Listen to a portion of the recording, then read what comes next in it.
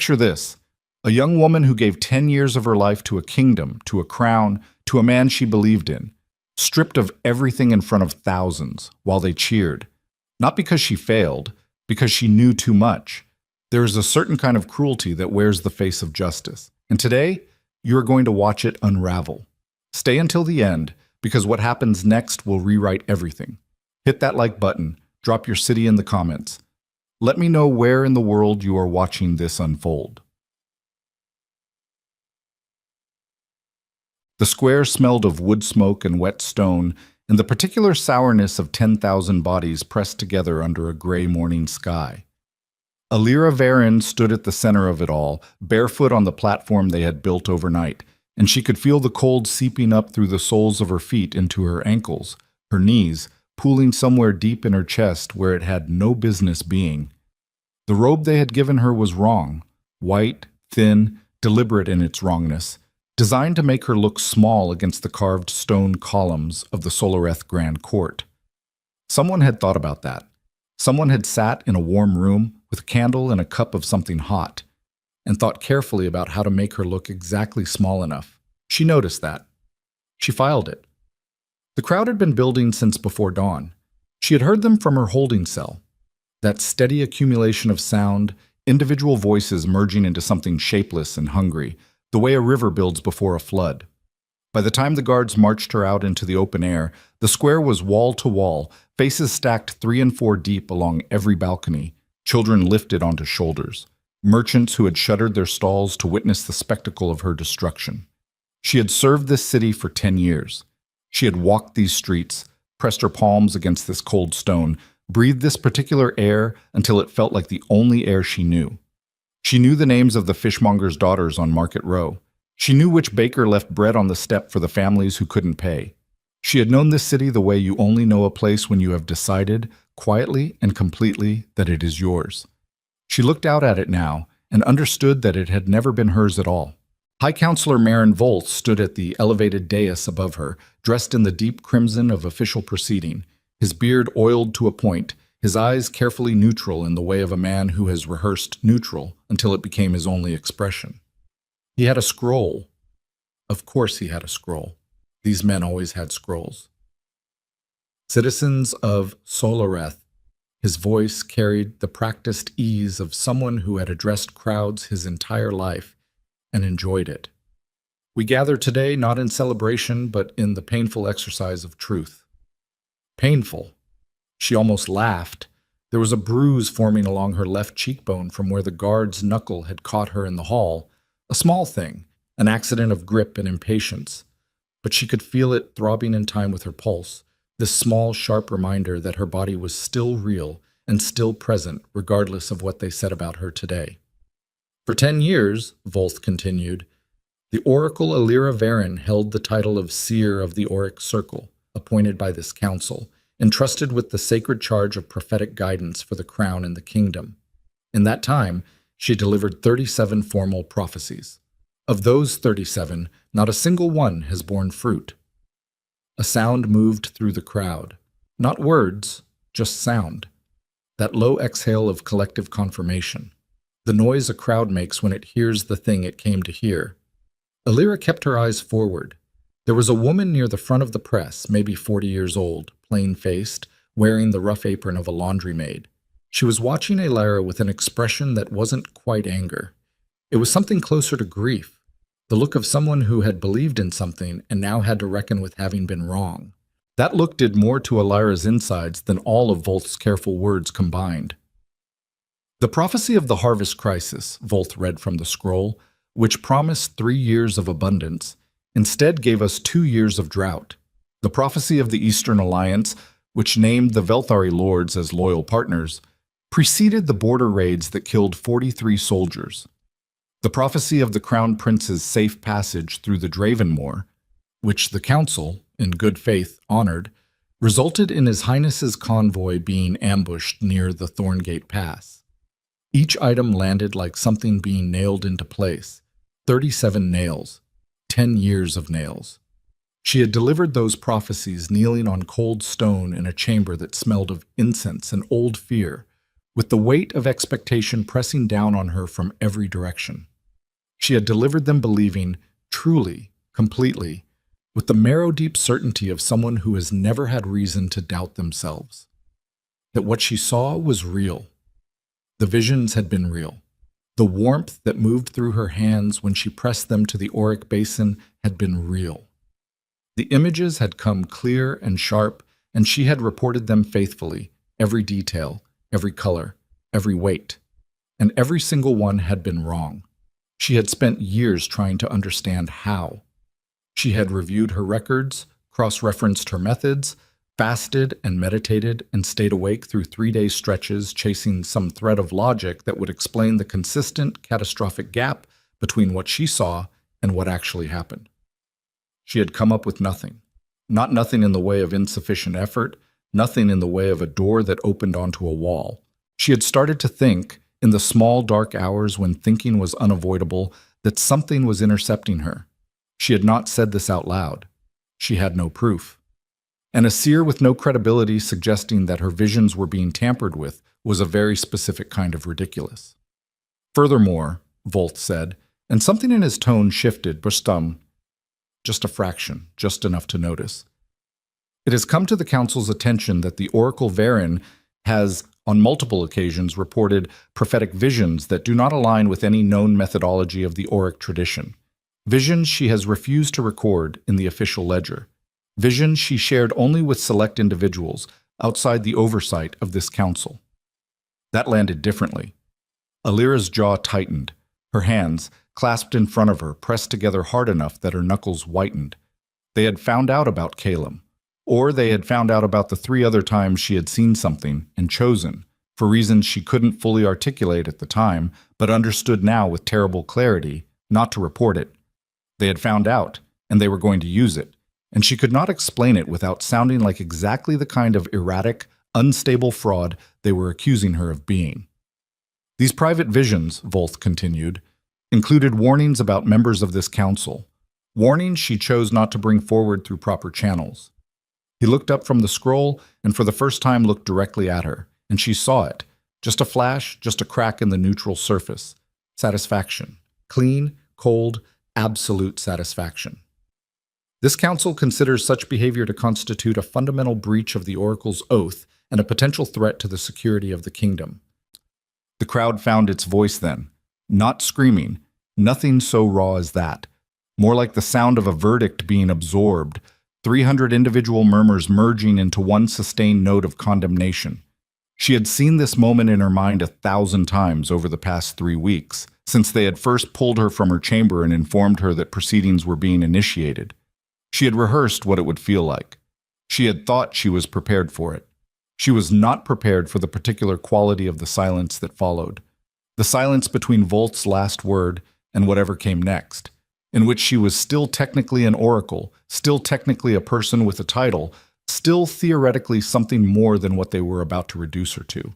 She held that silence for exactly 1 breath. Then it ended. By the authority of the High Council of Solareth, the title of Oracle is hereby formally revoked. Alira Vorin is stripped of all rank, privilege, and standing. She is to be escorted to the city's border and released into exile. She is forbidden from returning to Solareth under penalty of imprisonment. She is forbidden from using the Auric Circle's name or representing herself in any capacity associated with the prophetic tradition.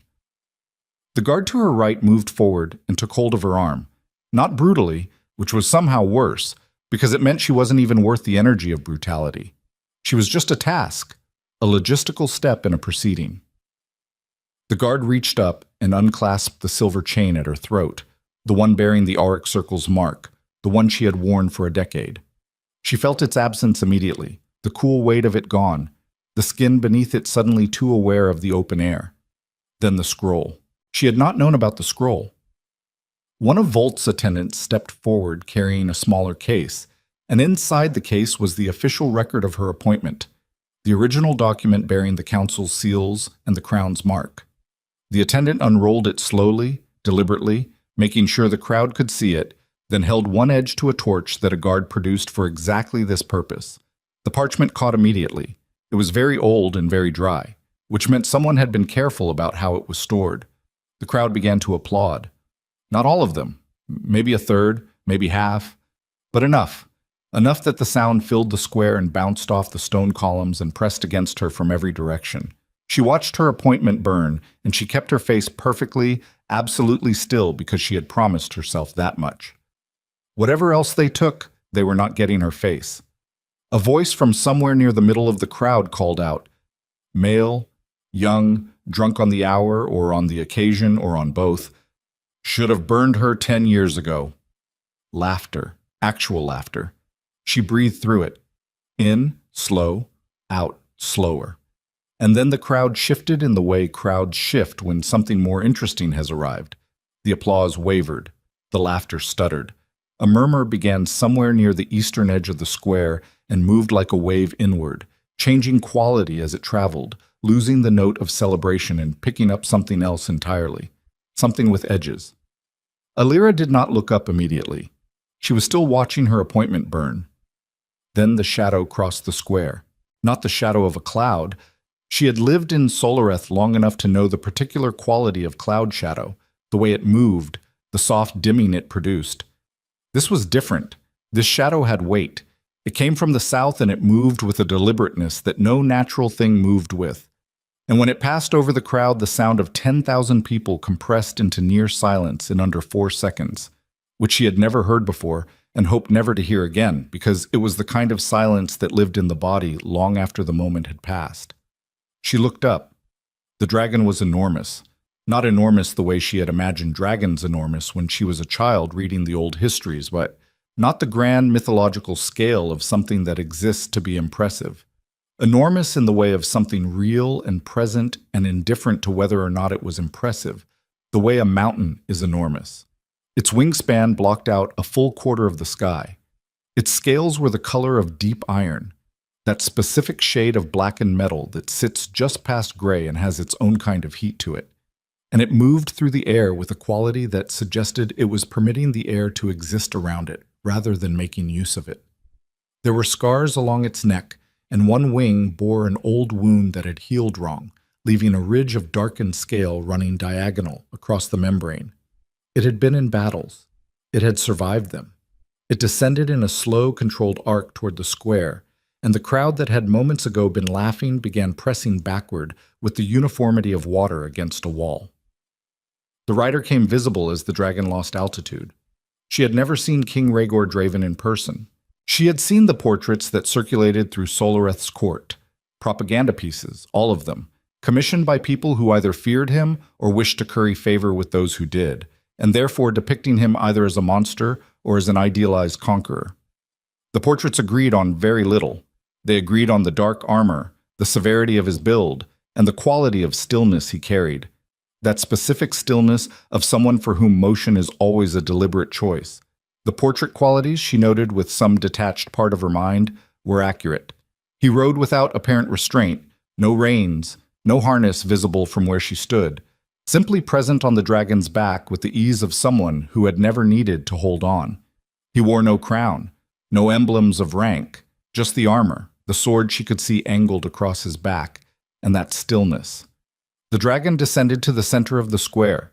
The crowd had cleared the space in seconds, pressing against buildings, climbing onto anything that would hold them, a few particularly motivated individuals making it halfway up the columns before their nerve gave out, and landed with an impact that Aelira felt through the platform boards and up through her knees, a controlled force, deliberate in the same way everything about the man on its back seemed deliberate. Volth had gone completely still at the dais. Whatever protocol existed for an unannounced visit from the Dragon King of the Southern Empire in the middle of a formal disgrace proceeding, he had clearly not been briefed on it. Rhaegor swung down from the dragon's back with the ease of long practice. He landed with a sound that was too controlled to call a thud and straightened without hurry. The crowd was so quiet that she could hear the slow sound of the dragon's breath. He looked at the platform. He looked at her. Not at Volth, who outranked her and was standing higher and was technically the authority in this proceeding.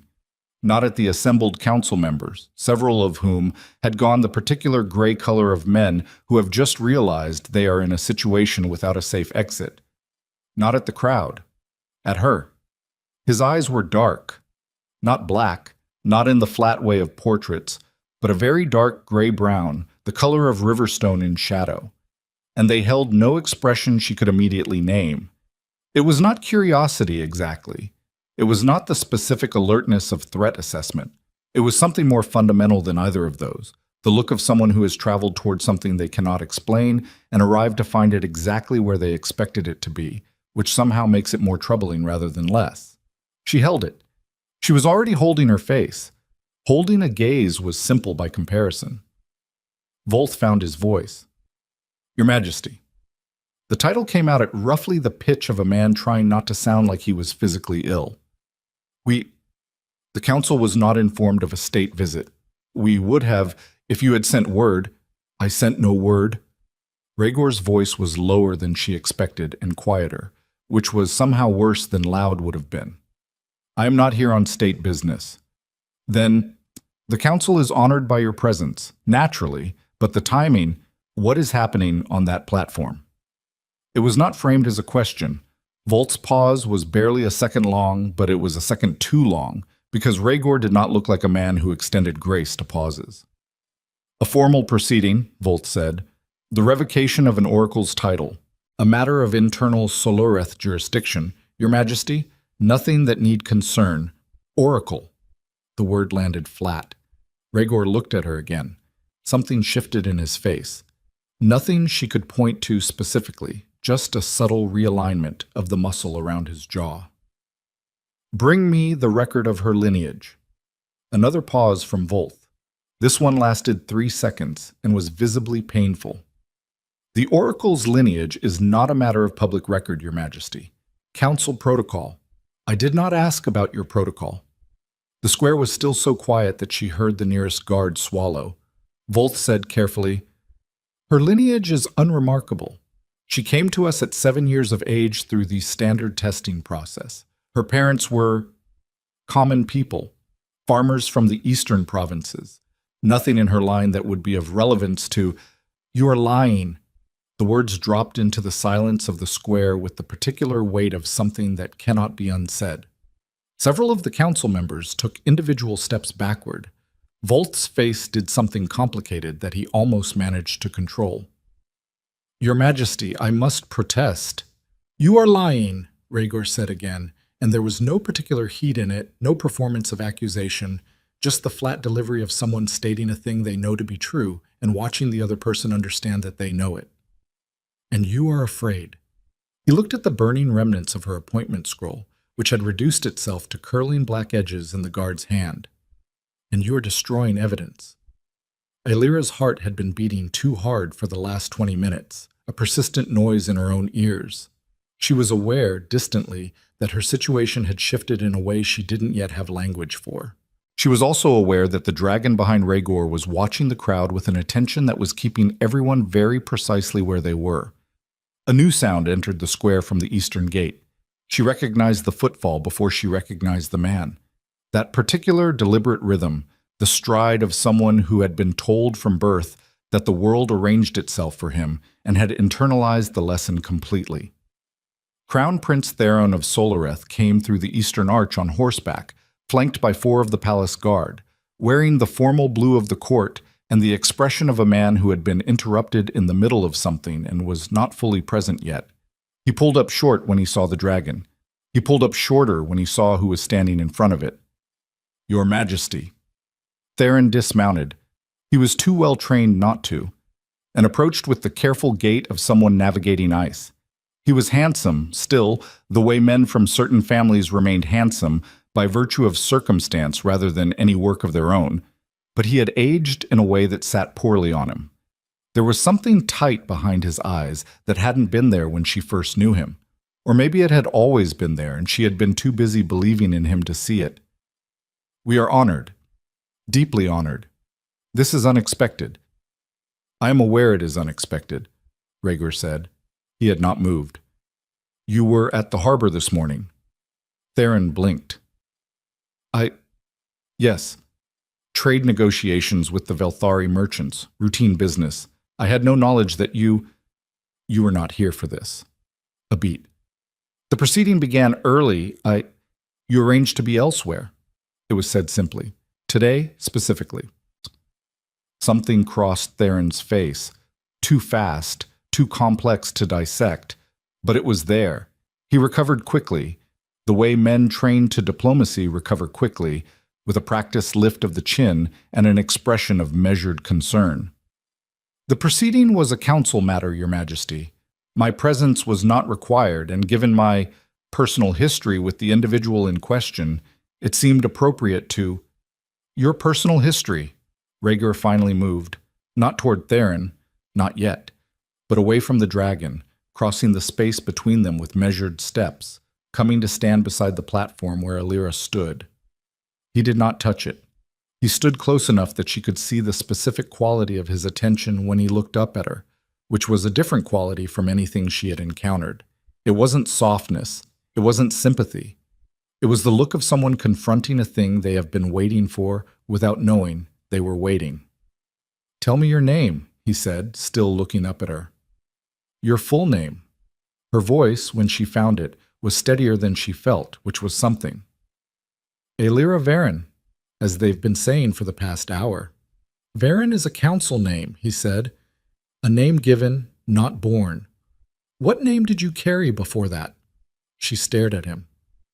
"I was 7 when I came to the council. I don't remember." "You don't remember," he repeated, not mocking, something else. "Or you were told you didn't." The world shifted under her in a way she could not immediately account for. It was not a physical shift. The platform boards were still solid under her bare feet, the cold still moving up through her soles. But something interior moved, some weight she had been carrying for so long that she had stopped distinguishing it from her own body. She opened her mouth. The sound began from somewhere to the north. Low, resonant, below the threshold of hearing before it was above it, a vibration that she felt in her sternum before she processed it as sound. The dragon behind Rhaegar lifted its head. Its eyes, vast, amber gold, tracking, moved to Alira with an attention that was specifically and unmistakably focused.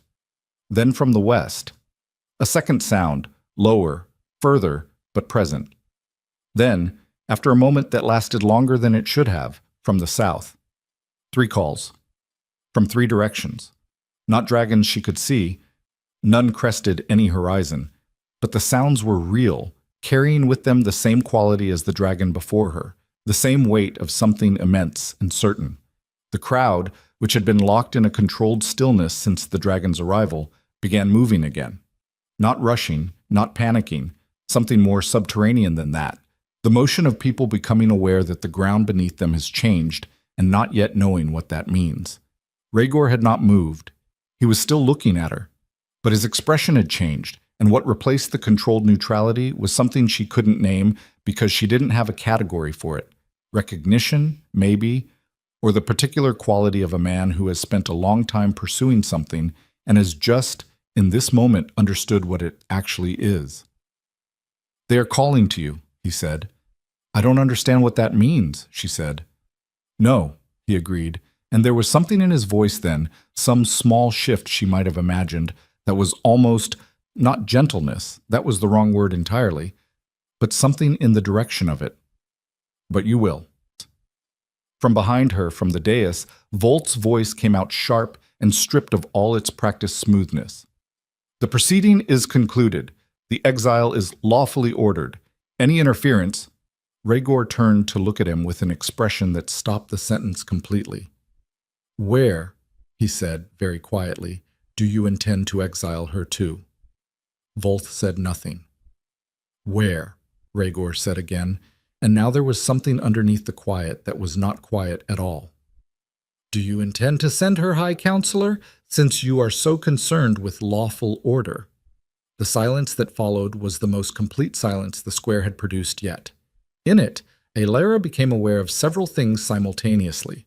The burning fragments of her appointment scroll had gone cold in the guard's hand, the dragon's attention had not moved from her, and Crown Prince Theron, who had trained since childhood to reveal nothing, had turned the color of old ash.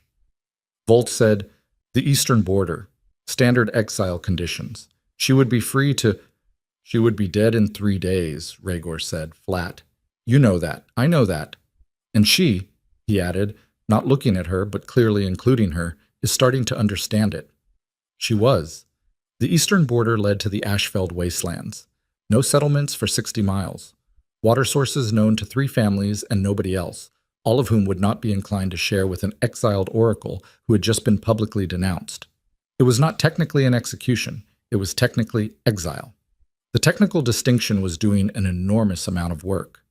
She looked at Volth. She had looked at him before during this proceeding, but always as the officiating authority, always as the man holding the scroll and making the words that unmade her. She looked at him now differently. She looked at him the way you look at something once you have decided to understand it, rather than simply endure it. He did not meet her eyes. 10 years, she thought.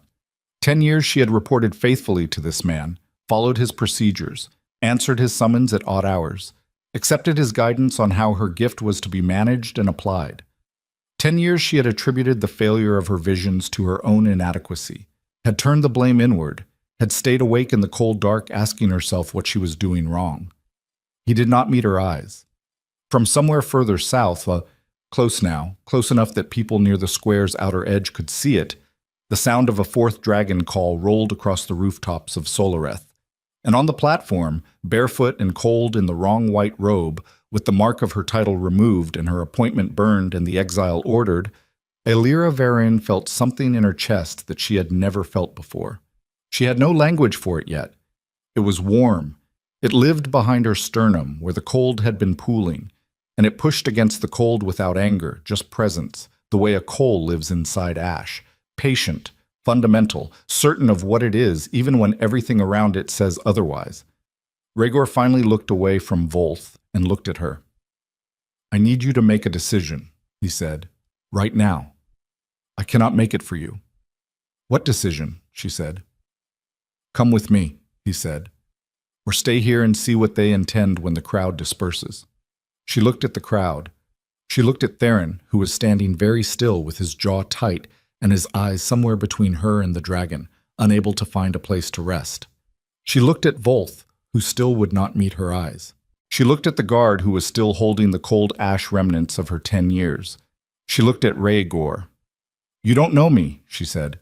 No, he said. You don't know what I am, what I might be. I know enough, he said, and I know that what they're afraid of, he paused, just briefly, is real. Above them, the dragon shifted. The motion sent a pressure wave across the square that ruffled cloaks and displaced ash and moved through the crowd like a small shock. And in the wake of that motion, while 3,000 people held the stillness of held breath, Aelyra Verin made the only choice that had ever actually been hers. She stepped down from the platform. Behind her, Volt's voice cracked open with command. Stop her! Council authority! She is under exile order. The nearest guard moved. He had gone 2 steps when the dragon's head came down to his level. Not striking, not threatening, just present at eye contact range with the specific quality of something that is permitting you to exist and would like that fact acknowledged. The guard stopped. Aelyra walked across the square. She did not walk fast. She walked the way she had walked the Solareth streets for 10 years, with the ground under her feet and the cold air in her lungs and the knowledge of what was behind her and the complete uncertainty of what was ahead. She reached Rhaegor's position and stopped. He said nothing. He inclined his head slightly, barely a motion, barely worth cataloging, and turned toward the dragon. She fell into step beside him. Behind them, breaking the silence with the quality of something finally, irrevocably breaking, Theron's voice. Aelyra. She stopped. She stood there for a moment with her back to him. She did not turn around. She kept walking. She was 4 steps from the dragon when the sky to the south went dark with shapes that were not clouds, shapes that moved with purpose, shapes that came from over the horizon in a formation that no natural thing had ever produced. Not 1, not 2, dozens. And every single one of them was coming toward her. The dragons came in silence first.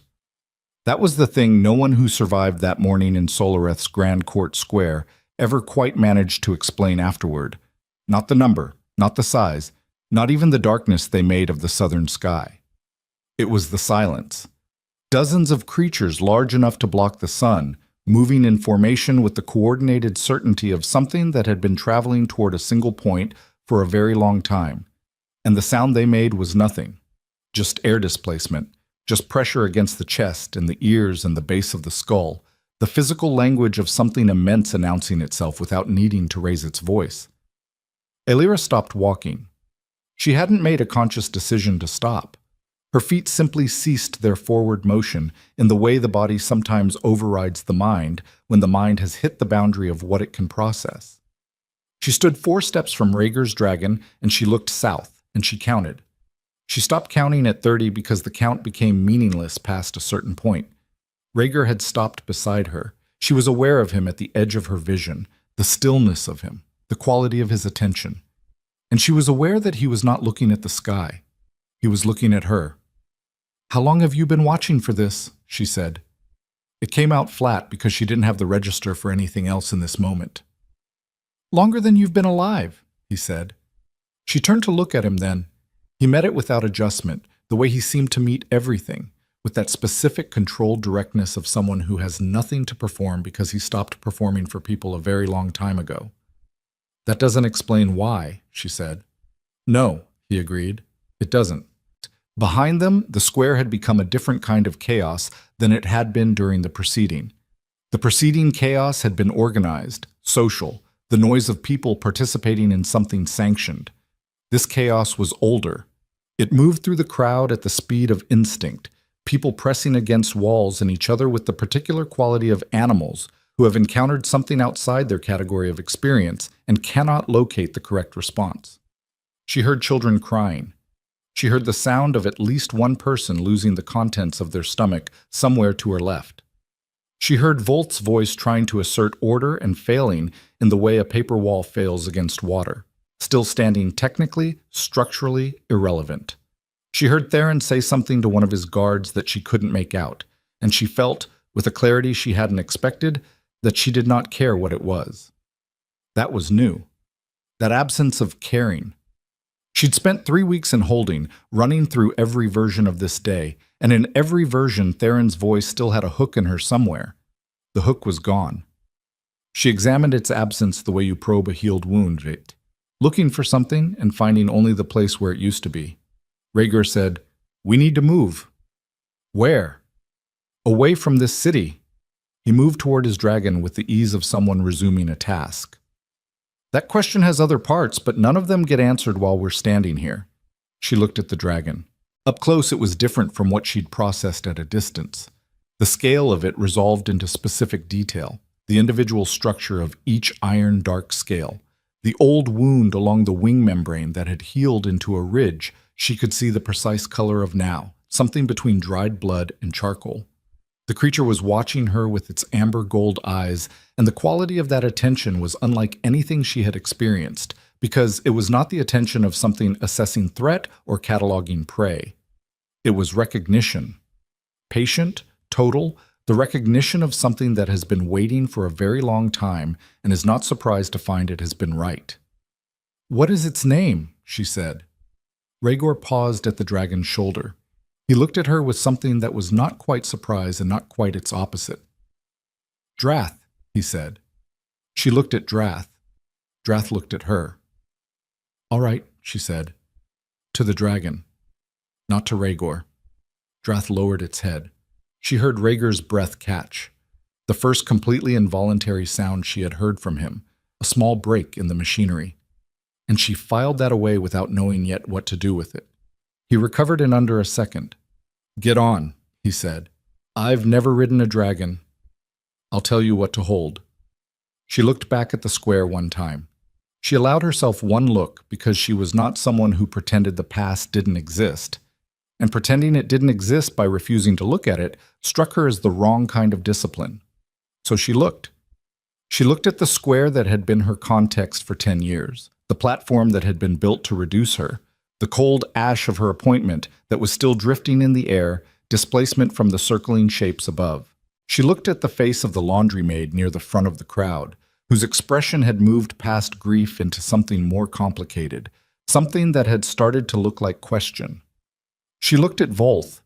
He was looking at the sky with the face of a man running calculations at speed, and the calculations were not going well. She got on the dragon. It was nothing like she imagined, and exactly what her body should have expected. The scale surface was not smooth, it was structured.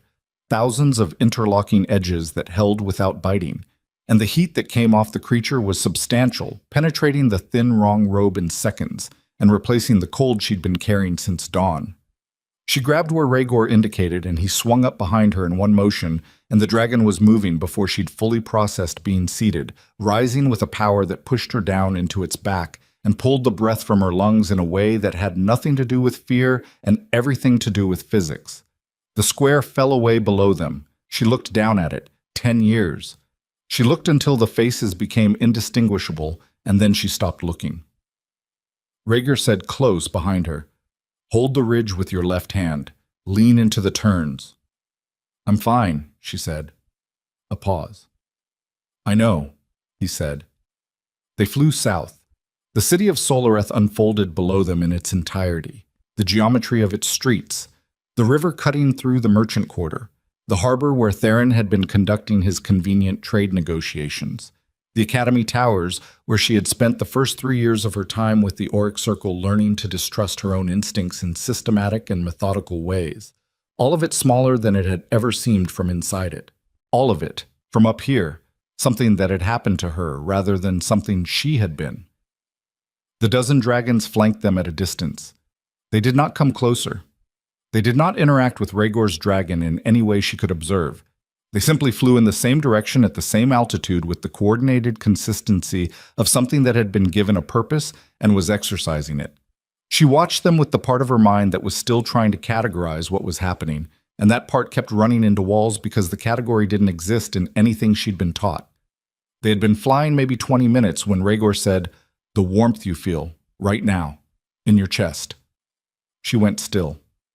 "What about it? Is it new?" She thought about lying. She thought about it for about 3 seconds, which was as long as it took to realize that lying was a tool she had used in service of surviving within Solareth's structures, and those structures were currently getting smaller beneath her by the minute. "No," she said. "It started in the square, when Drath first arrived." "Before that," he said. Not a question. She gripped the ridge with her left hand more firmly. "I've had a version of it my whole life," she said. "A background thing, like a sound in another room that you stop hearing because it's always there." "When did it change?" She knew the answer. She'd known it for 3 weeks, ever since the council first informed her that proceedings were being initiated, but knowing something and saying it were different operations. "When I stopped," she said. "When I stopped trying to make the visions fit the council's framework. When I stopped trusting their methodology over what I actually saw." "And what did you actually see," he said, "that you didn't report?" The sky around them was cold and clear and very wide. There was nowhere for the words to go except out. "A throne," she said. "Not Solareth's throne. Something older, made of the same material as—" She stopped. "The same material as what?" She turned her head to look at him over her shoulder, which was more difficult than it should have been and brought his face closer than she'd accounted for. His expression was contained, but not, she thought, because he didn't want her to see what was there. It was contained the way deep water is contained. What's in it is real. It just requires a different kind of looking. "The same material as Drath's scales," she said. He held her gaze for 2 seconds without speaking. "And there was a woman," she continued, "sitting on it. Her face was— I couldn't see it clearly, but her hands." She looked at her own hands, gripping the ridge. "The same hands." The silence that followed was not empty. It was the silence of someone who has been carrying the weight of information for a very long time and is making the decision in real time about whether the person in front of them is capable of receiving it. "What did Volth tell you," Rhaegar said, "about your parents?" "Farmers," she said. "Eastern provinces. They surrendered me for testing at age 7 because the preliminary site had manifested and they didn't have the resources. They didn't surrender you," he said. Her breath changed. She felt it change, and she did not try to prevent it because some things move faster than choice. "Tell me what you know." "Not here," he said. There's a place we're going. Records. Actual records. Not the ones Volth spent a decade curating. He paused. Your lineage is not common. Not eastern provinces. Not farmers. Then what? That question has a name attached to it, he said. And the name is not one I'll give you on a dragon's back before you've had a chance to eat something and sit on solid ground.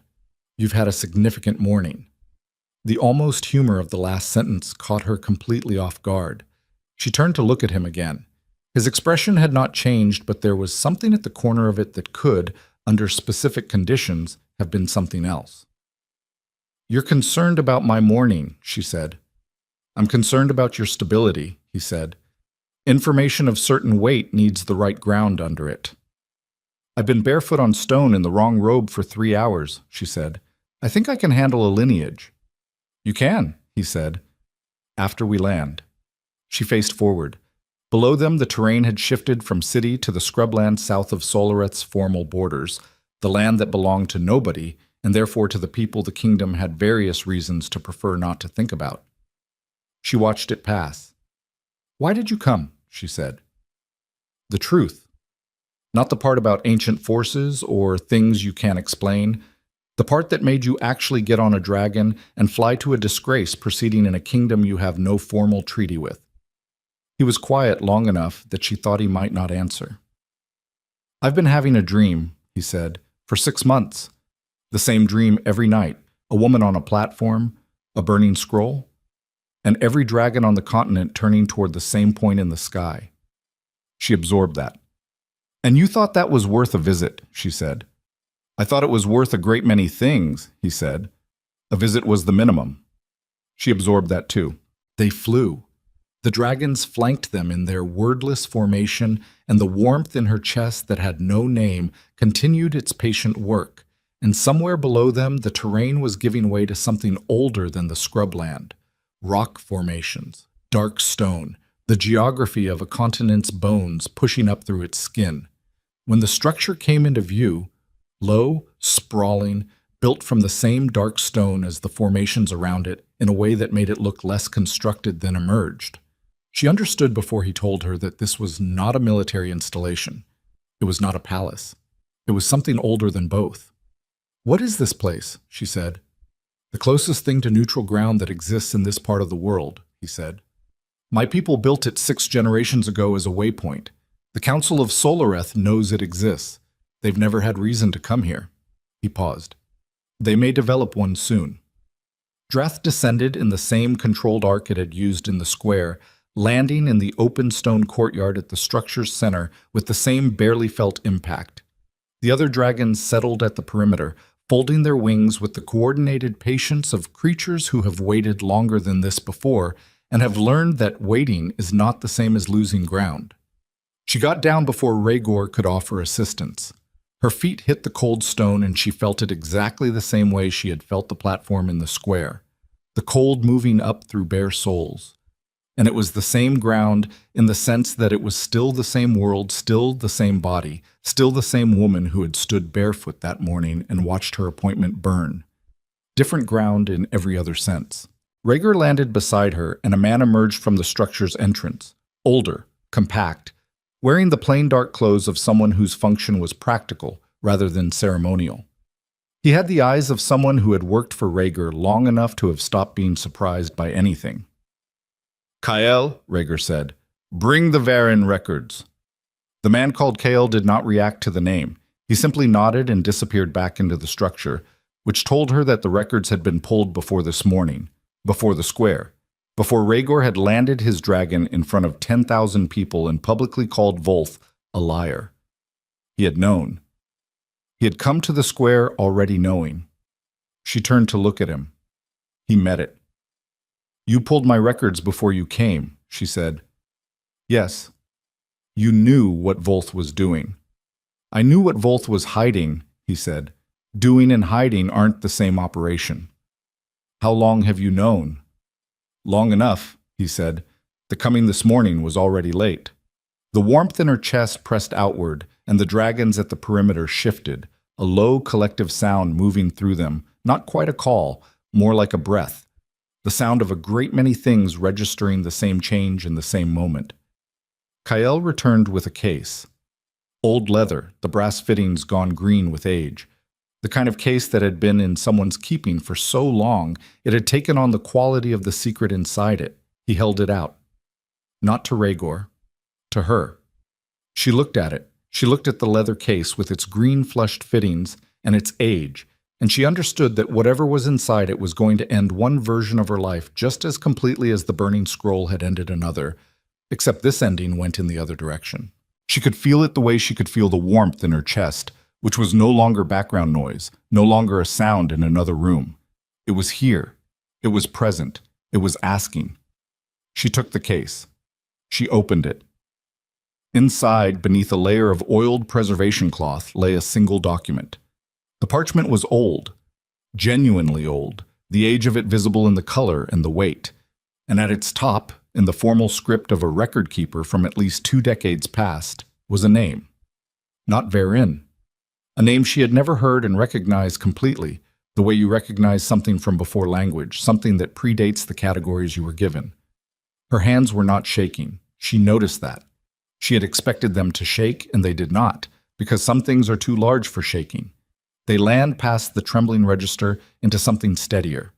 Rhaegar said nothing. The dragon said nothing. The wind moved across the dark stone of the courtyard, and she stood there holding the truth that 20 years of carefully managed ignorance had been built on top of, and the warmth in her chest stopped being background and became foreground, became everything.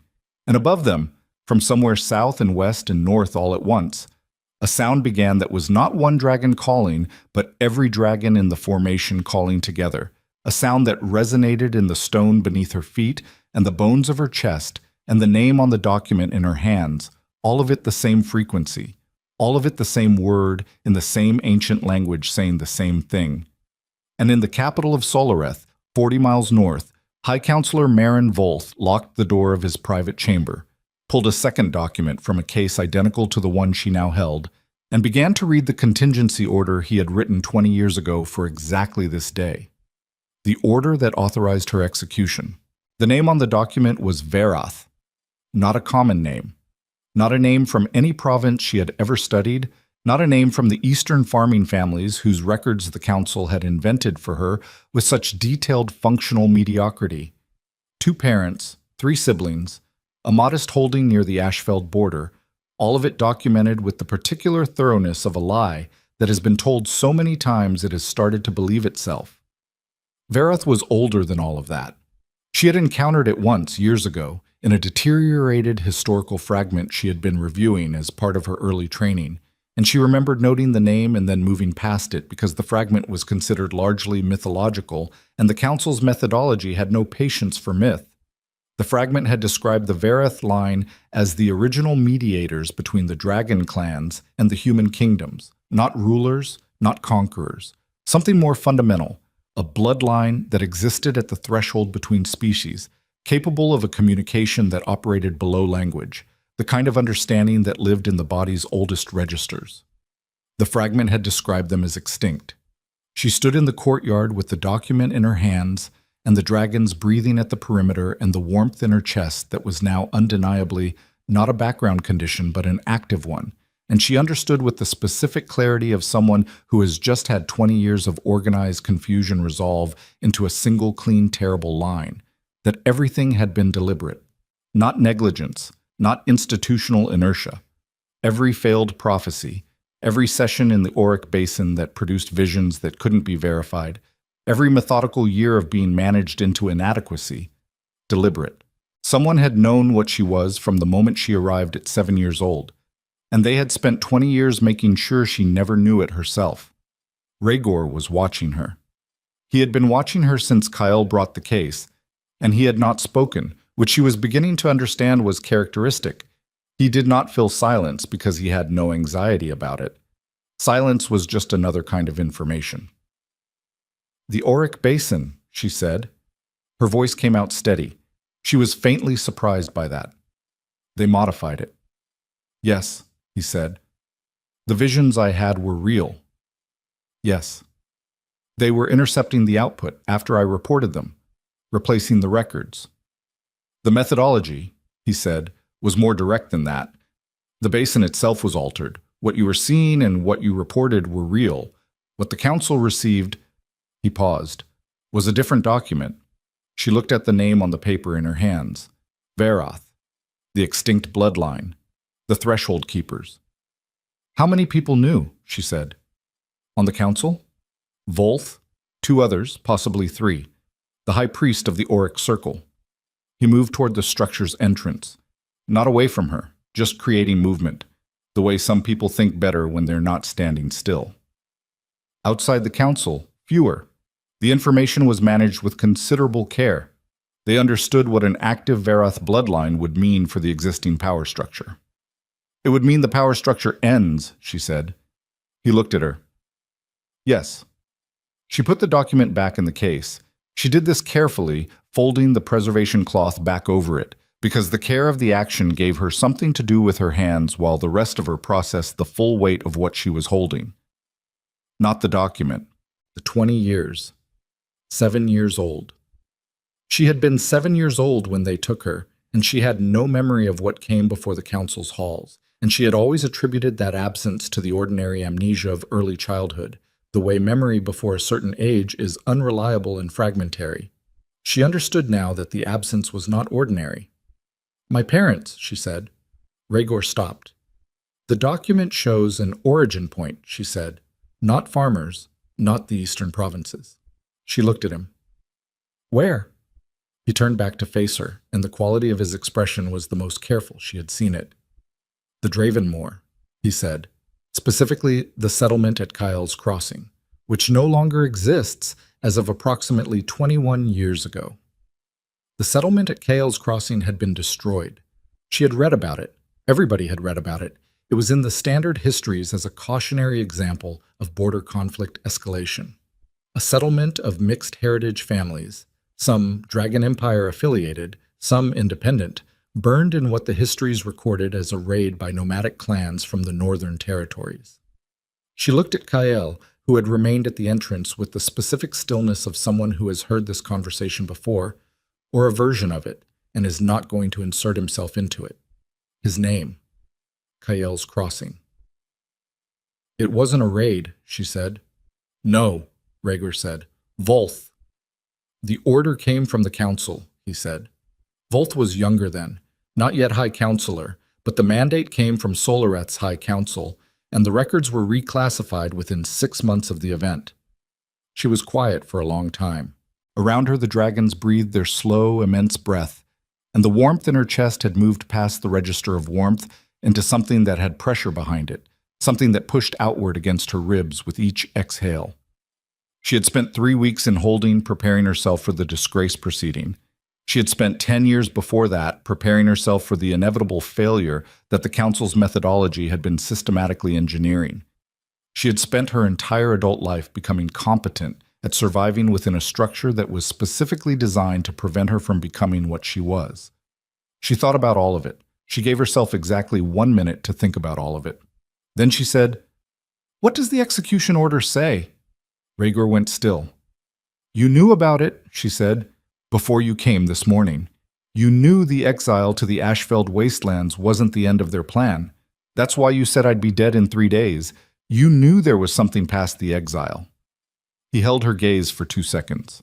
Then, "The order authorizes any member of the Council's enforcement network to carry out a termination order if the exile subject makes contact with Dragon Empire territory or personnel." He paused. "It was written 20 years ago. It has a trigger clause." "Contact with Dragon Empire territory or personnel," she repeated. "Meaning you." "Meaning me." She understood the architecture of it then. The exile had been constructed not as an ending, but as a mechanism.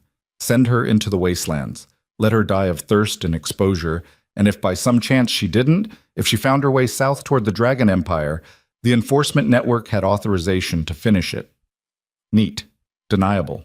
The Council's hands clean in every version of the outcome, except Rhaegor had arrived before the exile was executed, which meant the trigger clause was already active, which meant that somewhere north of them, the order was already live.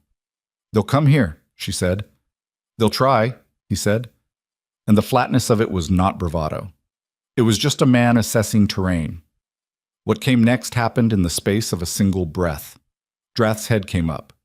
The motion was not the gradual alertness of a creature registering distant sound.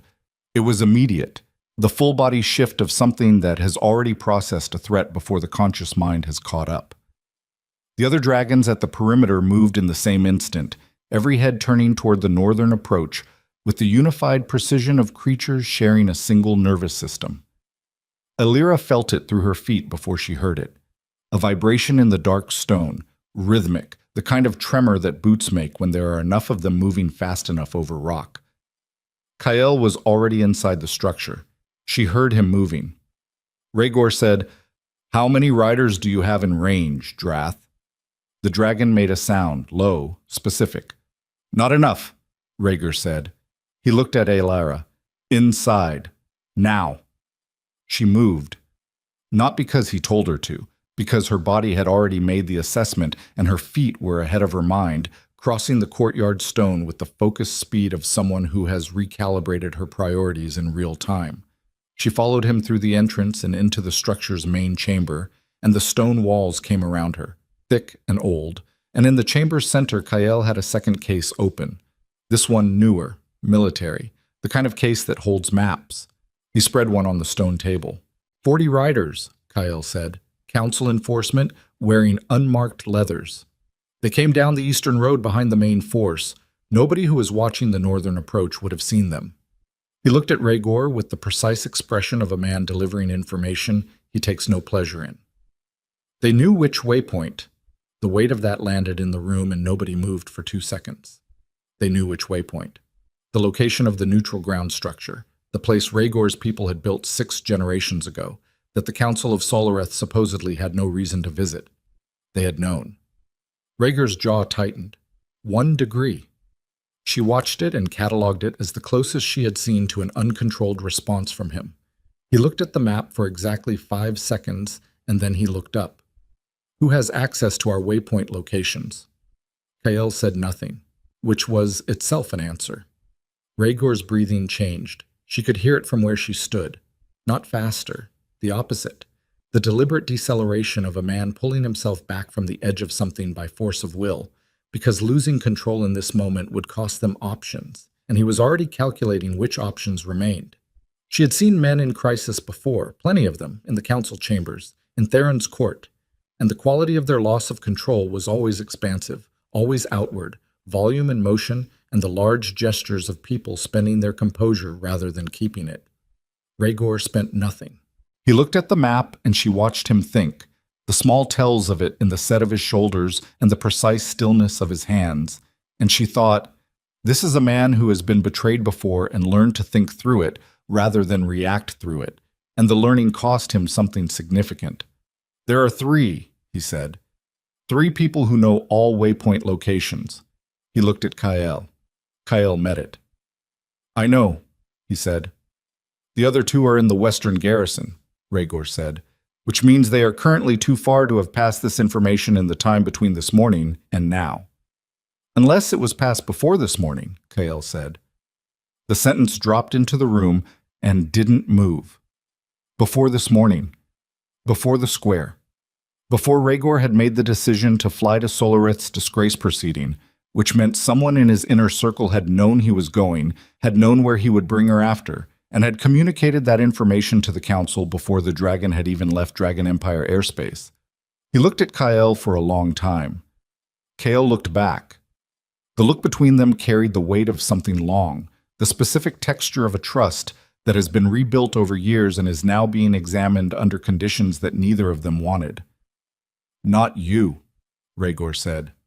Quiet, certain. "No," Kael said. "Not me." "Then it's Soren." The name meant nothing to Alira, but it meant everything to Kael, whose face did something brief and controlled and painful. "Soren has been with you 15 years, he said. "I know," Rhaegor said. "He was at Dravenmoor when—" "I know." Harder. "I know what he was at Dravenmoor." He looked back at the map.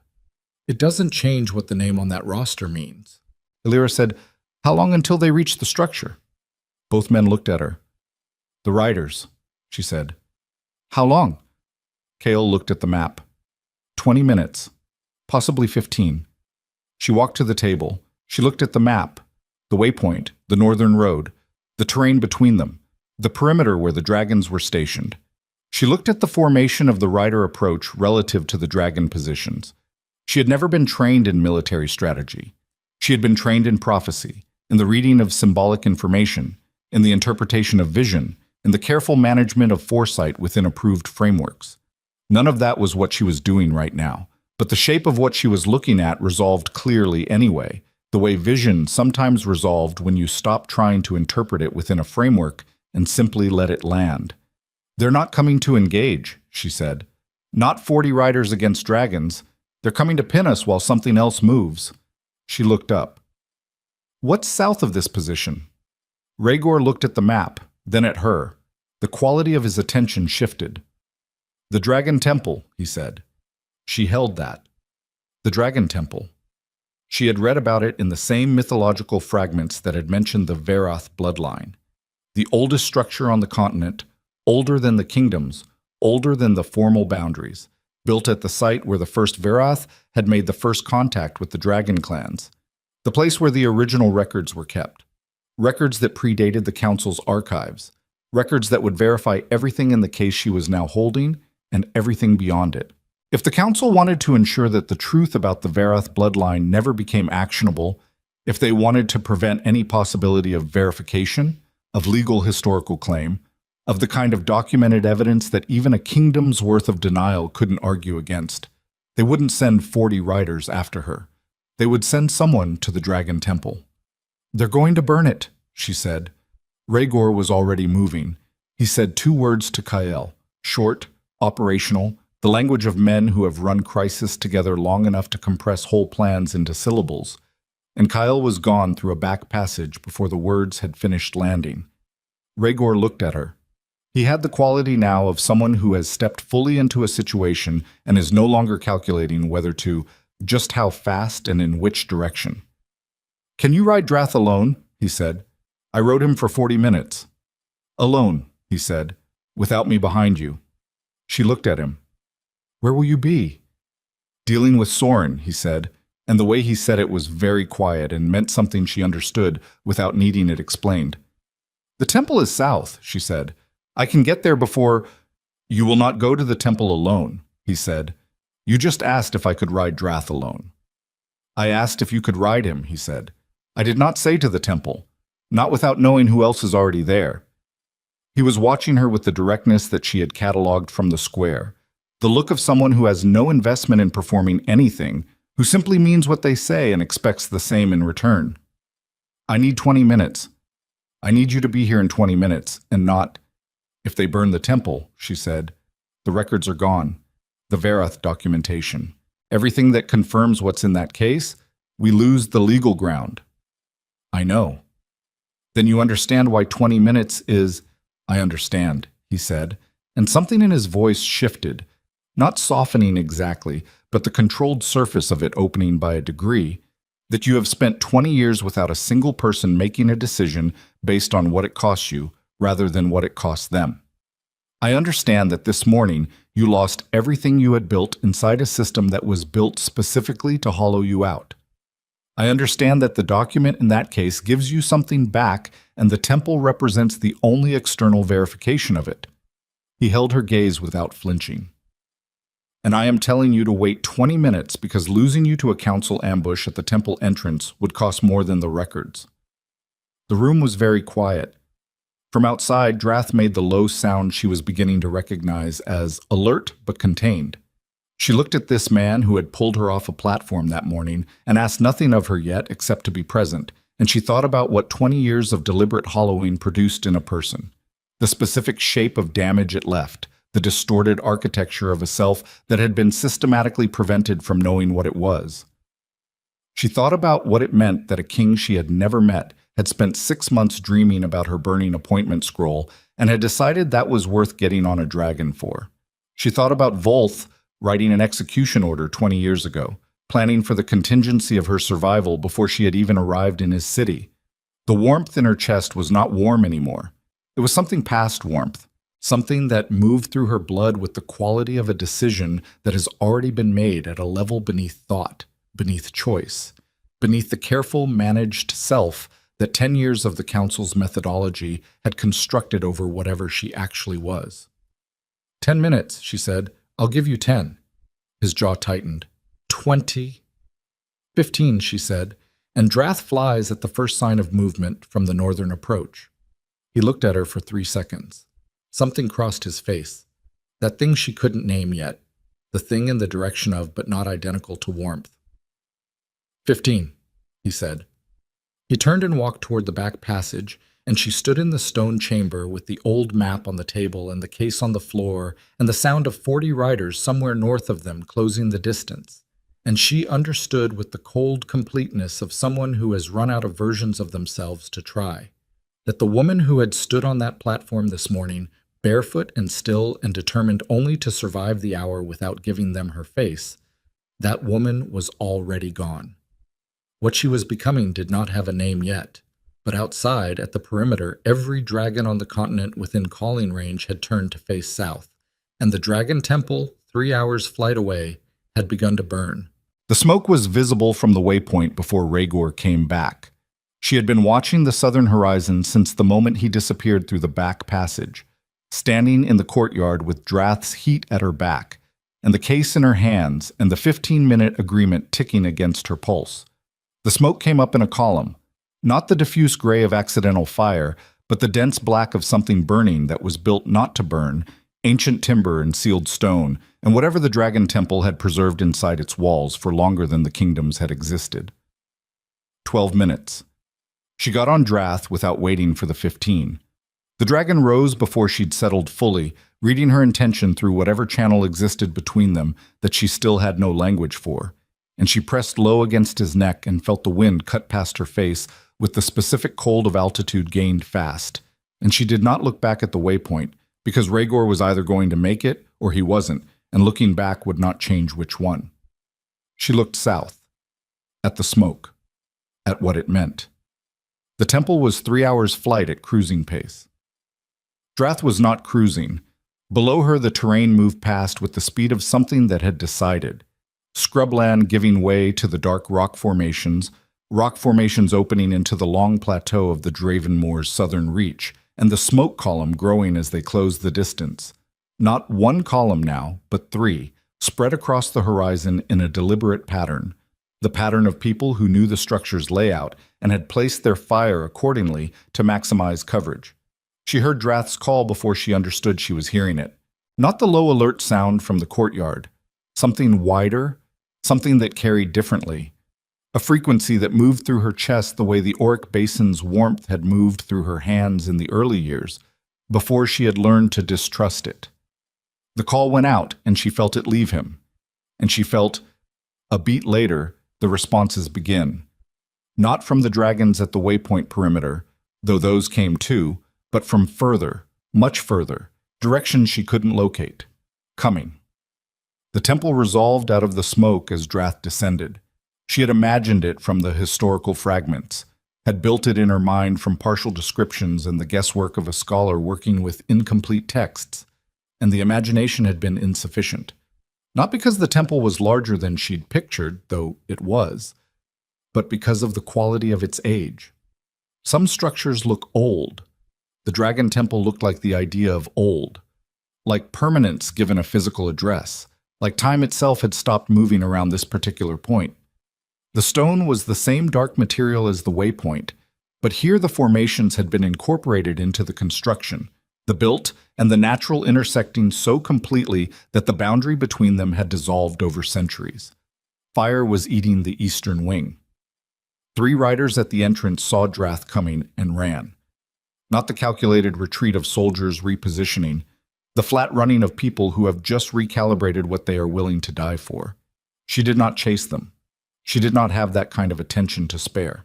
She was off Drath's back before he had fully landed, moving toward the temple entrance with the focused economy of someone who has assessed the fire's path and calculated how much time she has and understands that the number is not large. The smoke hit her immediately, not just the throat but the eyes, the particular sting of ancient timber and old oil burning together, and she pulled the thin robe up over her nose and kept moving. Inside the main chamber, the air was better. The thick walls holding the fires advanced to the eastern corridor for now. She moved through the smoke-diffuse light with her eyes adjusting and her chest burning and her feet on stone that vibrated faintly with the fire's appetite at its edges. The records were in the central vault. She knew this from the fragments, from Rhaegor's briefing in the courtyard, from something that was not either of those things but lived in the same register as the warmth in her chest and the sound of Drath's call, a knowledge that didn't require source citation. She moved through the main chamber and into the corridor beyond it, and the heat intensified as she went deeper, the fire working through the eastern wall toward the vault from the other side. She found the vault door and she found it sealed, not locked in any conventional mechanism she could identify, but sealed. The stone fitted with the particular tightness of something that had been closed for a very long time and did not open to ordinary handles. She put her hands flat against it. The warmth in her chest moved outward through her palms and the door opened. She didn't think about that. She went inside. The vault smelled of sealed time, dry, mineral, the smell of air that had not moved in decades. Stone shelves along every wall, and on the shelves, the records. Not parchment, not the deteriorating organic material of the council's archives, but thin sheets of the same dark stone as the walls, incised with a script she partially recognized from the mythological fragments and partially understood without having studied it, the way she partially understood Drath without having learned Dragon. There were hundreds of them, maybe more. She took the ones her hands went to first. She did not second-guess the selection. She was at the vault door with her arms full of stone records when the eastern wall came through. Not all at once, a controlled failure, a section of old mortar releasing in the heat, stone shifting in the particular pattern of something that has been structurally compromised and has found its breaking point. The fire came through in a wave of pressure and light that pushed her backward, and the heat was immediate and total. The kind of heat that the body registers as danger before the mind has formed the word, and she held the records against her chest and moved. The corridor was gone. The path back through the main chamber was fire-compromised, the ceiling of the eastern section coming down in fragments that sent sparks across the stone floor in patterns that moved fast. She assessed this in approximately 1 second, made the only available calculation. Moved left instead of straight toward the northern passage she had seen on the map in the waypoint chamber, the secondary exit that the historical fragments had mentioned as the temple's original entrance, the passage that predated the main structure. She ran. The smoke in the northern passage was worse than the main chamber. Older air, less circulation, the kind of density that cuts vision to arm's length. She ran with one hand on the wall and the stone records against her chest, and her lungs making the compromised calculations of bodies under oxygen debt, the specific clarity of a mind stripped to function, no room for anything but the next 10 feet of stone passage, the next breath, the temperature of the air against her face as a navigation tool. She heard them before she saw them. 2 sets of footsteps coming from the passage's far end, not retreating, approaching, the deliberate pace of people who know where the exit is and have positioned themselves at it. She stopped. She was in a burning structure with fire closing the path behind her and 2 people between her and the only remaining exit, and her arms full of stone records and no weapon. She assessed this with the flat practicality of someone who has run out of options except the one they didn't bring because they didn't expect to need it. The warmth in her chest moved. Not outward this time, differently, inward, and then everywhere, a redistribution. The way heat moves through a system when a valve opens somewhere it hasn't been opened before. The 2 figures came out of the smoke, not council enforcement riders, different, more purposeful, wearing the kind of unmarked efficiency that said professional rather than institutional. One of them had a blade already drawn. The other was holding something she recognized after a moment as a containment device, the kind the council used for the Auric Basin, designed to interrupt the Varith frequency. They knew what she was. They had come prepared for what she was. The one with the blade said, "Put the records down and come with us. The council's offer is conditional on..." Drath came through the northern entrance. The passage was too narrow for the dragon's body, but the head came through to its full reach, and the blast of heat that preceded it was nothing like the fire. It was directed, controlled, the heat of something alive rather than something burning, and it moved through the smoke passage with enough force to press both men against the far wall and hold them there with the specific effectiveness of something that could do considerably more and is choosing not to. The man with the blade dropped it. She walked past them. She walked out through the northern entrance with her arms full of records and smoke in her lungs, and the robe scorched along the left side where the fire had come closest, and she walked out into the cold open air of the Dravenmoor Plateau and breathed. Rhaegor was there. He was on horseback. Not Drath, a ground horse, the kind you take when the terrain doesn't allow for landing approach, and he had a cut along his jawline that was still moving, and his armor had taken damage along the right shoulder that looked like blade work.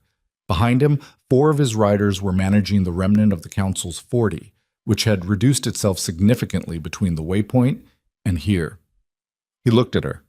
She looked at him. She was covered in smoke and her feet were still bare and her arms were full of ancient stone, and she had just walked out of a burning building, and she had never in her life felt this specific, this entirely located in herself.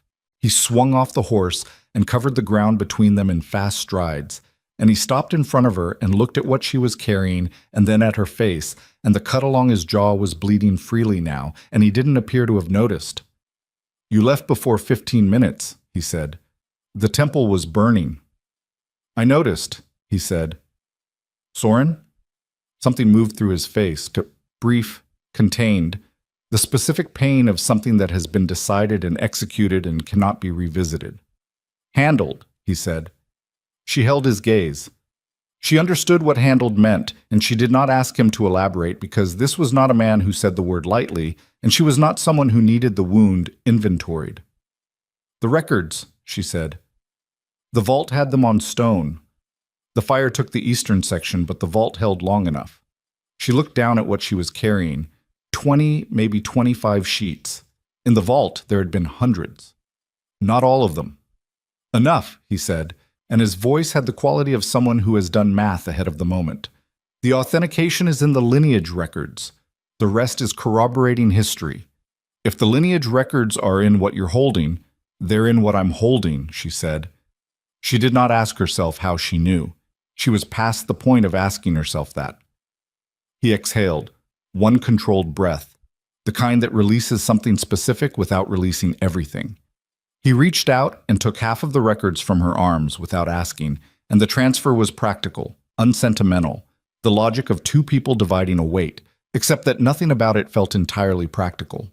Behind them, the temple's main structure made a sound that meant the central support was going. They moved without discussion, away from the entrance, and Drath came around the building's northern face to meet them, and the horse Rhaegor had ridden was dancing nervously at the dragon's perimeter, which it had not fully accepted as benign. "There's a transport company 2 hours south," Rhaegor said.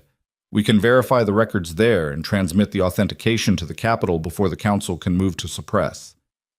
He was already calculating forward, already 3 steps ahead of this moment, which she recognized as the particular habit of someone who has learned that the moments you stop calculating are the moments that kill you. Once the lineage is authenticated and transmitted, the execution order becomes invalid. The council can't act on it without openly confirming the conspiracy. "That assumes," she said, "that the verification reaches the capital before Volth does." "Yes," he said. "How fast can Volth move?" Rhaegor looked at her with the expression of a man who respects a question for being the right question. "He has a 2-hour head start," he said. "If he moves now." "He'll move now," she said. "He's been moving since before this morning, since before the square." She thought about the contingency order, the 20 years of preparation, the careful, patient architecture of a man who had been planning for the failure of his plan since the moment he made it. He has a secondary location, something that doesn't go through the council's official channels, a place where the order can be executed without the authentication suppression blocking it. Rhaegor went still. "The Oryx Circle's enforcement chamber," she said. "It's jurisdictionally separate from the council. Pre-existing authority that the council doesn't technically control, which means an authentication block that goes through council channels wouldn't reach it," he said. "Yes." They looked at each other. "How long?" she said. He already knew the calculation. She could see it in the way he went very still, which was his version of moving fast. If he goes directly there from the capital, and if he's already moving... He stopped. "Tell me," she said. 40 minutes, he said. Possibly less. The Auric Circle's enforcement chamber was not 40 minutes south. It was in the capital of Solareth, which was 40 minutes north, which meant Volth was ahead of them in the only direction that mattered and getting further ahead with every breath they stood on this plateau. She looked at the records in her arms. The lineage, the documentation of 20 years of orchestrated erasure, the verification of a bloodline the Council had built an execution order around to prevent ever becoming real. She looked at Drath, she looked at Rhaegor and said, "I need to go to the capital." "I know," he said. "That means going back into Solareth jurisdiction." "I know. The execution order is active the moment I cross the border." "I know," he said, and his voice had something in it that was not calculation anymore, something underneath the controlled surface that had been there in degrees since the square and was now more present, more visible. Not because he had chosen to show it, but because they had been in 3 life-threatening situations in the past 2 hours, and some things stop being concealable under that kind of pressure. Which is why you won't cross it alone. The wind moved across the plateau, and the temple behind them settled into itself with the sound of something irretrievably becoming the past. And the dragons that had been gathering since morning, the ones Drath had called, the ones still coming from distances she couldn't measure, moved in the sky above them like a shifting constellation, their shadows crossing and recrossing the dark stone in patterns that looked, if you were looking at the right angle, like script. She had been a failed oracle for 10 years. She had been a fraud, a mistake, an institutional embarrassment. She had been barefoot on a platform this morning while her appointment burned and thousands of people made the sounds of celebration. She understood, in this moment on this plateau, with smoke in her lungs and stone records in her arms, and a man with a bleeding jaw standing 4 feet from her having just said, "You won't cross it alone." She understood what the warmth in her chest had been trying to tell her since she was 7 years old and arrived in a city that did not belong to her and told herself it did. It had not been a prophecy failing. It had been a prophecy being blocked. And the visions she had seen, every single one, they had not been wrong. They had been early. She was in every one of them. She was what they were about. She mounted Drath. Rhaegor mounted a second dragon that had landed at the plateau's edge while they talked. A darker animal, smaller than Drath, built for speed rather than endurance.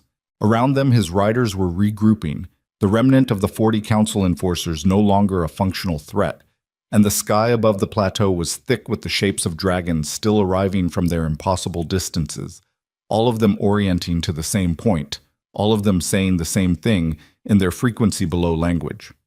She said, "If Volth reaches the enforcement chamber before we reach the capital, then we arrive after," Rhaegor said, pulling alongside her on the smaller dragon, "and we deal with what's there." "He won't negotiate." "I know. He'll have whatever he kept back. 20 years of planning produces contingencies we don't know about." "Yes," he said. "You're not worried," she said.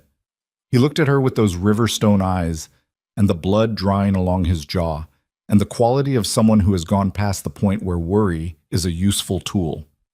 "I am concerned about a great many things," he said. "Volth's contingencies are on the list. You know what's at the top." She did not ask him to say it. She looked north. The capital of Solareth was 40 minutes away, and somewhere in it a man who had spent 20 years managing her erasure was moving through his city with the focused speed of someone who understands that this is the last move of a very long game. Drath rose. The dragons rose with him, dozens of them, a formation that turned the afternoon sky above the Dravenmoor into something the continent had not seen in living memory, something that the people of Solareth's capital would look up from their streets and their markets and their carefully maintained ordinary lives to witness bearing down from the south and feel, in their chests and their bones, the specific frequency of something ancient returning to claim what had always been its own. She did not look back at the burning temple. She looked at the horizon, at the capital, at the white towers of the Auric Circle, visible even at this distance, lit by the afternoon light in a way that had always looked to her like clarity and looked now like a target. Somewhere in those towers, Volth was opening a door, and she was 40 minutes from making him regret every year he had spent making sure this moment would never come. They landed in the Auric Circle's outer courtyard as the last light of afternoon went flat against the white towers, that specific gray gold of a day that has spent everything it had and is now just finishing. The courtyard was empty in the way that spaces become empty when everyone who belongs in them has been told to be somewhere else. She recognized the quality of that emptiness, the absence not of people but of the ordinary rhythm of people, the small sounds of institutional life, footsteps and voices, and the mundane machinery of a place going about its work. Volth had cleared the circle, which meant he had been here long enough to give orders, which meant they were not ahead of him. She got off Drath before the dragon had fully settled, and she hit the courtyard stone with both feet and kept moving. Rhaegor was beside her in 3 strides, his hand not touching her arm, but present at the edge of it, close enough that she could feel the heat of him through the scorched robe, and she understood that proximity as what it was, not restraint, not direction, just presence, just someone choosing to be in the same danger at the same distance. The dragon settled at the courtyard's perimeter, and beyond it, visible above the circle's outer walls, the formations that had followed them from the Dravenmoor Plateau were descending on the capital in numbers that would be stopping people in every street below. She could hear the city changing beneath them, that specific shift in ambient sound, the way a crowd's texture changes when it transitions from ordinary movement to collective witnessing. Solareth was looking up. Good. Let them look. The circle's main entrance was unlocked. That was the first thing wrong. The circle's main entrance had not been unlocked in the 40 years since its construction because the circle's methodology required controlled access as a foundational condition. And even during her decade inside it, the main doors had required authorization at every hour.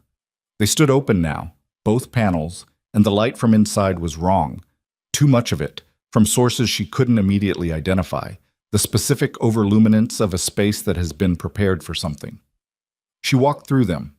The main corridor of the Auric Circle smelled exactly as it always had, incense and cold stone and the mineral undertone of the basin's water, preserved in the walls after decades of saturation. She had spent 10 years breathing this air and hating it, and understanding it, and making herself fit within it, and walking back through it now felt like putting on a garment that no longer fit and understanding, with calm finality, that it never had. At the corridor's end, the doors to the grand chamber stood open. Volth was inside. So were 11 members of the Circle's enforcement arm, positioned along the chamber's walls with the deliberate spacing of people who have been placed rather than gathered. And in the center of the chamber, dominating it the way it had always dominated it, the Auric basin sat dark. Not the warm luminescence she had known during her years of kneeling before it, not even its resting state, but truly dark, the water surface still and black, drained of whatever quality had always made it seem alive. He had killed it. She didn't know the mechanism, but she understood the intention. Remove the basin's active state, remove the possibility of a public demonstration, reduce this encounter to a question of institutional authority versus physical force, and let the 11 enforcement officers resolve the question. Volth looked at her across the chamber with the expression of a man who has been waiting and is not surprised by what arrived, only by how long it took. "You've had a significant day," he said. The borrowed phrasing was deliberate. He had heard Rhaegor say it. He was demonstrating that he knew the content of their conversations at the waypoint, which meant he had sources she hadn't accounted for, which meant Soren had not been the only one. She let that land and moved past it. "Step away from the basin," she said. "The basin belongs to the Circle," he said. "The Circle operates under council authority.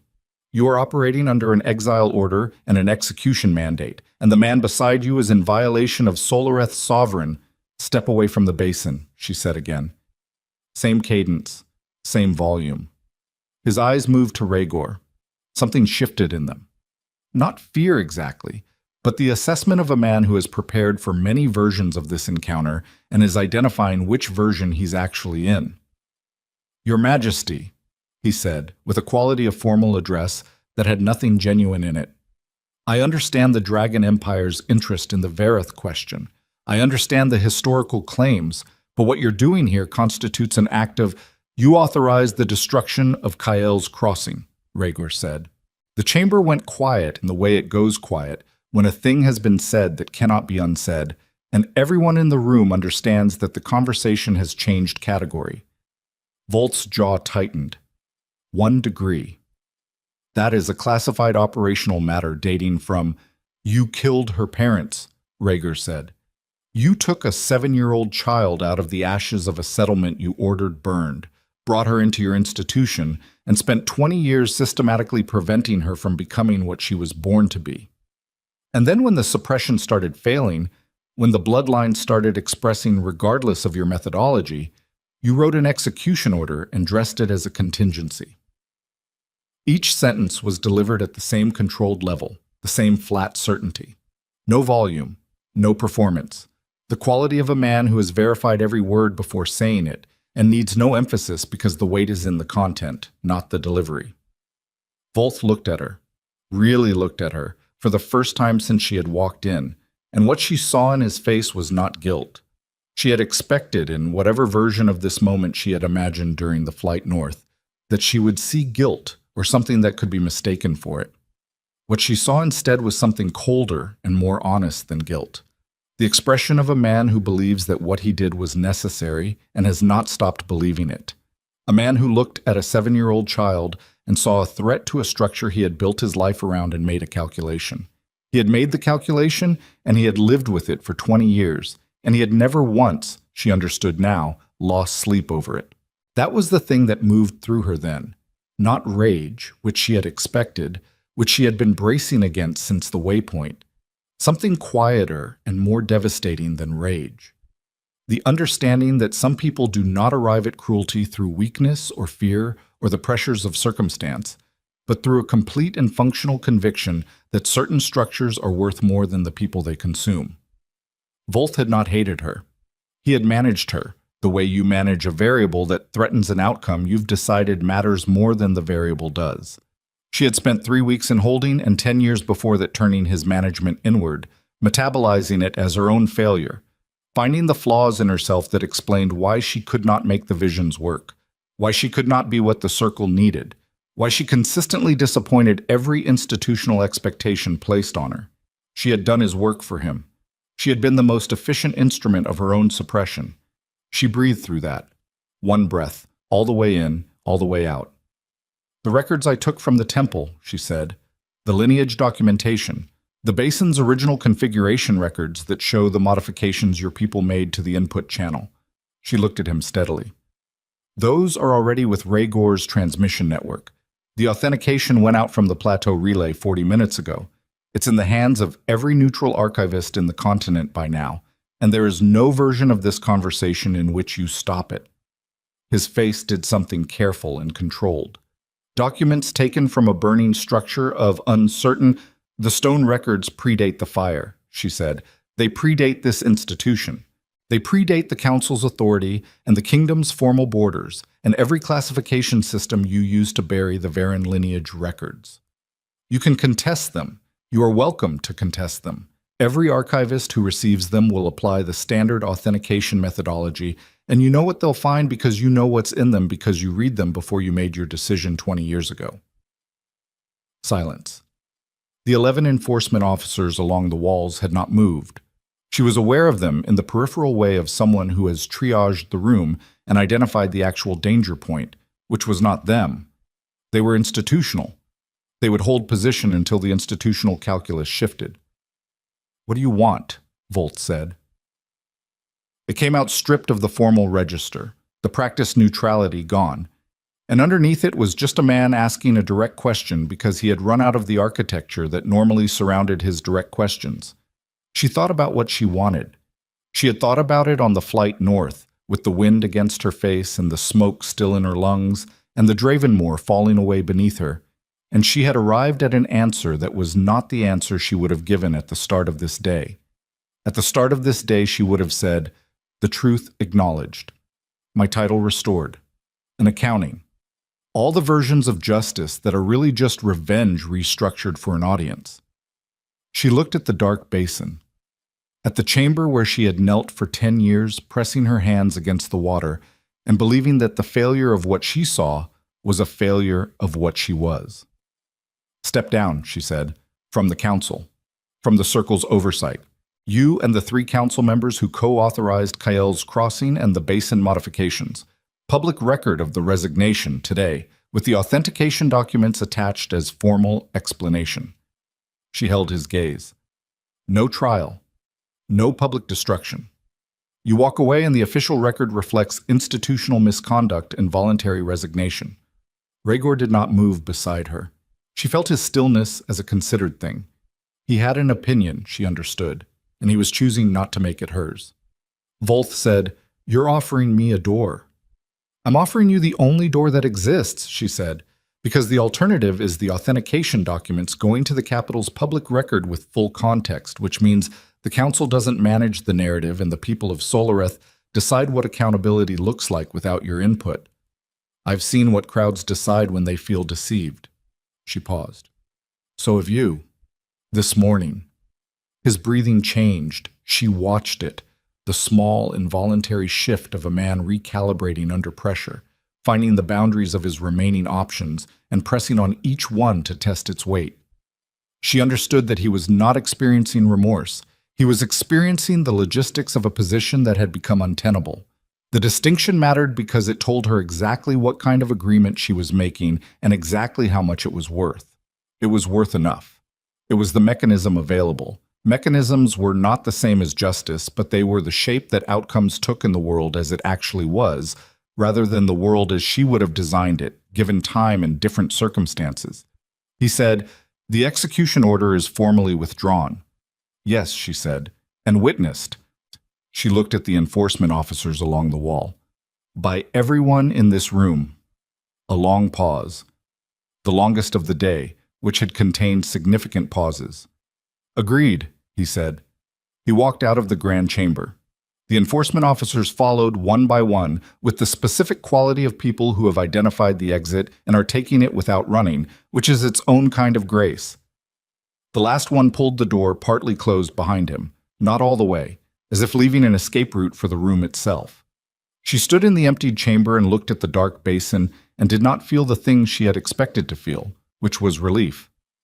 What she felt was quieter than relief, more permanent. The specific quality of something that has been carried for so long it had become structural, load-bearing, part of the architecture of how you move through the world, and is now set down, and the body is discovering what it weighs to stand upright without it.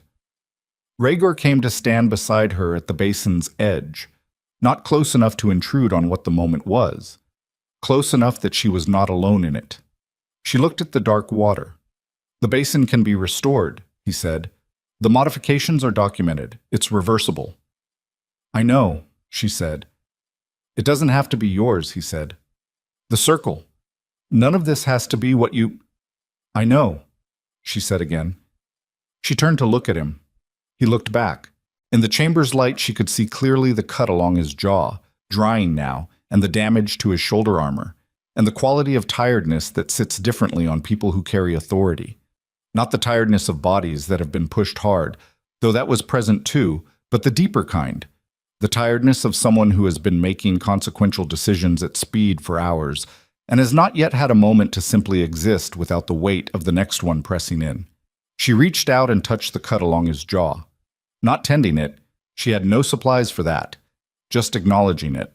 The specific human acknowledgement of a wound on another person that says, "I see that this happened." He went very still under her hand in the way a person goes still when they are not accustomed to being touched gently. "You came," she said. "This morning, before you knew anything for certain, before you could have verified any of it." "The dream was enough," he said. "That's not a strategic reason," she said. "No," he agreed, "it isn't." She looked at him. She thought about what it meant to make a decision from below strategy, from the place where something simply pulls and you follow it without being able to construct a justification that would satisfy anyone who needed one. She had made that decision this morning when she stepped off the platform. He had made it 6 months ago when he started paying attention to a dream. "What happens now?" she said. He was quiet for a moment. the considered kind of quiet, not evasion. The lineage authentication changes the legal geography, he said. The Vareth bloodline, verified and in the public record, restructures the historical claims on Dragon Empire territory and Solareth's border agreements. There are kingdoms that will contest it. There are councils that will convene. There will be years of process. He paused. And there is what you choose, which is not the same thing as any of that. What do I choose? She said. Not a question directed at him, more the shape of a thought finding its voice. I can tell you what I would offer, he said, if you want to hear it. She looked at him. This man who had ridden a dragon into her disgrace proceeding and called a high counselor a liar in front of 10,000 people and stood in a burning temple's northern passage and told her she would not cross the border alone. This man who kept his wounds in his stillness and his carefully contained interior landscape with the specific discipline of someone who had learned, probably through losses she didn't know yet, that what you reveal becomes what people aim at. Tell me, she said. Come north with me, he said. Not as a subject, not as a political asset or historical verification instrument, or any category that the councils and the kingdoms will try to put you in. He held her gaze with the directness that had been there from the square, undeflected, nothing performed about it. As what you are, and let me figure out what that means alongside you rather than ahead of you. The chamber was very quiet. Outside its walls, the capital of Solareth was processing the day. The dragons in its sky, the thing that had come and landed in its grand court this morning and taken the fraud oracle away, and now the formations returning, the scale of what was visible above the rooftops. The city would have questions. The city would have a great many questions for a very long time. She looked at the basin. Dark, still, modified by the hands of men who were afraid of what it might show. She pressed her palm flat against the water's surface. The warmth moved through her in the way it had moved in the vault, in the corridor, on Drath's back above the burning temple, but different now, without urgency, without the pressing quality of something trying to communicate through interference, just itself, just present. The basin lit. Not the managed luminescence she had known during her decade of kneeling and reporting and being carefully, methodically failed. Something older. The light came up from the water with the quality of something restored to its original state, and the image that formed in it was not a vision of the future, not the symbolic, interpretable language of prophecy, just a reflection. Her own face, looking back at her from the water. She looked at herself. She had been barefoot on a platform this morning. She had watched her appointment burn. She had been called a fraud by 10,000 people, and she had held her face because it was the only thing she had left to hold, and she had held it because something in her had understood, below the level of strategy or survival instinct, that a person can lose everything built on top of them and still be standing when the weight is gone. She was standing. The woman in the water looked like someone who had stopped waiting to be recognized by the institution that shaped her and had started recognizing herself, which was a smaller and more foundational thing and therefore more true. She lifted her palm from the basin. She turned to Rhaegor. North, she said. Something happened in his face that was not a smile exactly. That would be the wrong word, too soft for what he was, but a kind of settling. The expression of a man who has been holding something carefully for a long time and has just found a place to set it that will hold. He inclined his head.